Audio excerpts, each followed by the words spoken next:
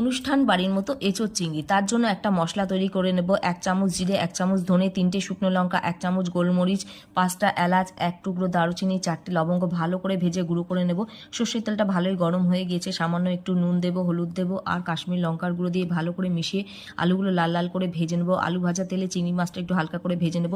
শেষে সেদ্ধ করা এঁচোড়টা একটু ভেজে নেব। বাকি তেলে সামান্য একটু গোটা জিরে ফোড়ন দিয়ে কুচনো পেঁয়াজটা লাল করে ভেজে তার মধ্যে 2টো কাঁচা লঙ্কা কুচিয়ে দেবো, 1 চামচ আদা বাটা, 1 চামচ রসুন বাটা, 1 চামচ হলুদ, 1 চামচ কাশ্মীর লঙ্কার গুঁড়ো, স্বাদ মতো একটু চিনি, সামান্য জিরে ধনে গুঁড়ো দেবো, একটা টমেটো পেস্ট করে দিয়ে দেবো, সাথে স্বাদ মতো নুন, একটু জল দিয়ে ভালো করে কষিয়ে নেব। যখন তেল বেরিয়ে আসবে তখন ভাজা আলু এঁচোড় দিয়ে আরও একটু কষিয়ে নেব। জল না দিয়ে ঢাকা দিয়ে দেবো। 5 মিনিটের মতো কম আঁচে রান্না করে নেব। সামান্য জল দিয়ে ফুটিয়ে নেব। তারপর ভাজা চিংড়ি মাছগুলো দিয়ে ভালো করে মিশিয়ে নেব। নামানোর আগে তৈরি করা ভাজা মশলা 2 চামচের মতো দিয়ে সব শেষে 1 চামচ ঘি ভালো করে মিশিয়ে নিলে তৈরি অনুষ্ঠান বাড়ির মতো এঁচোড় চিংড়ি।